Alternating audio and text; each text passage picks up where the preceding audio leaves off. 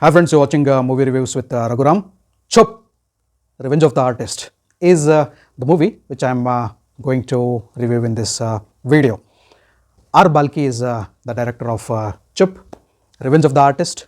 It is a very good dedication, an ode and a tribute to one of the wonderful actors and directors of the yesteryears, Gurudatji.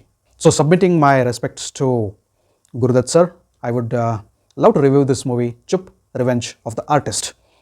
One particular thing I really loved in this movie is the background music, the background score of the entire movie has Gurudat's timeless melodies playing in the backdrop. It will touch your chords of emotions. It will give goosebumps. Maybe at some point it will give you tears in your eyes.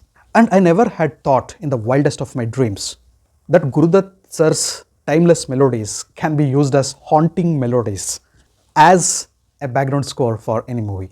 The timeless melodies are given the shape of a horrifying background score here without disturbing the soul of the music of the yesteryears, beautiful songs from Gurudat sir's movie. And this background music is the biggest highlight of the movie. Can you believe that the melodies of the movies of Gurudat sir's movies, that is the songs which have been used, the songs or the music which have been used in the backdrop, can give you scare moments, jump scare moments and fear and panic? It did. That was the impact of the background music which really works in the moments of tension in this particular movie. So coming to the movie, so it is the story of a serial killer. The serial killer is targeting the critics.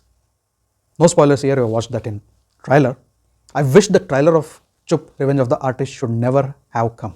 So here is a serial killer who is targeting and killing the critics, movie critics. He's not killing all the critics. He's having a pattern. So his choices are those critics who are giving bad numbers for a good movie or very good numbers for a bad movie, or they're bribed or they've taken money to give reviews, paid reviews we can call them as, and the reviewers who are manipulating everything. So if the killer is on a killing spree and if he has to kill those critics, he has to kill so many people in India, but he can't do that. He has a particular pattern of choosing those bad critics. What is the pattern? Watch out for that in the movie. That is really interesting.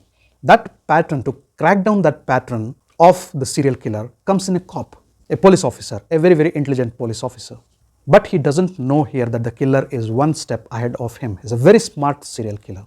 So our cop has a big challenge. The cop has to trap, decode the pattern, and also catch hold of the serial killer before he does a lot of damage to the other critics as well. So we have seen a lot of cop and serial killer movies where investigative thrillers we can call them as, where the cop is behind a very intelligent serial killer. Chup, Revenge of the Artist becomes a special movie because of the treatment given to the same old story of the cop and criminal or the cop and serial killer. So here Gurudat ji also plays a very important role in the investigation. Not only his songs, timeless melodies and the haunting music playing in the background music, but Gurudat ji is also playing a very prominent role in this particular story. Watch out for that. So what is the motive of the serial killer? He of course is targeting the critics, but what is the motive? What is the pattern? Why that particular pattern? Can the cop decode it? Or does the killer get smarter and goes away out of the hands? The situations go out of hand for this particular cop. So to watch what exactly happens in the story of this cop and serial killer, you need to watch Chup, the Revenge of the Artist. Coming to the story, it is a new kind of story, new type of story. I highly recommend you people to see the movie because of the story, the narration and the screenplay and the new treatment given to the cop serial killer stories, which we regularly watch, but a serial killer who is targeting the critics, this is the first time. I feel this is the first time any movie has been made where the critics are analyzed, where we have a critic of critics as a serial killer. So this movie also gives us lessons towards the end of the movie, especially to the critics, maybe including me, that we need to give unbiased, we need to be unbiased critics. So we need to give unbiased reviews to the movie as we feel. A particular movie, I can feel good, you can feel bad. Somebody can feel it very bad, somebody can feel it very good, but we need to have reasons to justify that. A lot of effort has been put into making the movie, any movie may be it. So we just sit and criticize and give half star, 1 star, whatever. Or for a very horrible movie, we go on to give 5 star or even more.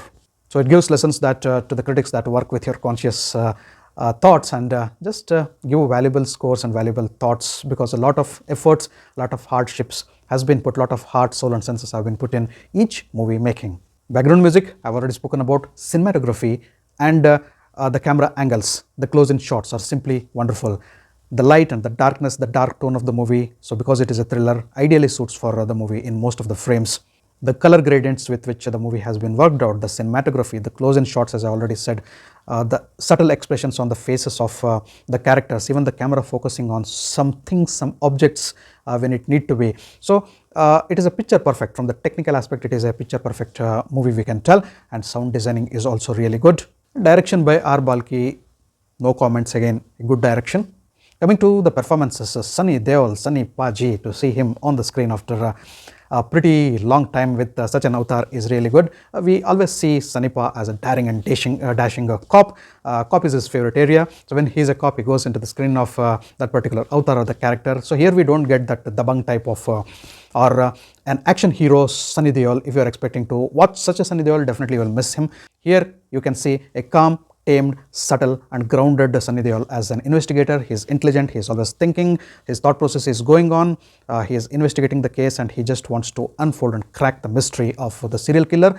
An intelligent investigator is Sunny Deol. His role is really good. I loved his avatar in this particular movie. No shouting, no screaming, but very serene character, serene investigator is Sunny Deol. Coming to Dulquer Salmaan. Dulquer Salmaan's character has been kept on a flat base in the first half, but he emerges just like that in the second half and takes the total screenplays and he dominates the screen as a lover, with intimidation, with a lot of expressions, with a lot of emotions, with a lot of shades in his character. No spoilers here. Watch Dulquer Salmaan, you will know why Dulquer Salmaan is one of the fantastic actors, not only in the Malayalam film industry, but in the entire India. He is one of the brilliant actors. I feel more of his character should have been developed in this particular movie by R.Balki ji. So in the division between Sunny Deol and Dulquer Salmaan, I don't tell it is imbalanced. So but Dulquer Salmaan's character should have been written in a more interesting and intimidating way, especially in the first half, I felt. It's okay. The first half has mixed pace, like a fast-paced start and a mixed pace and a slow pace in between. One negative thing is who is the killer, who is the serial killer.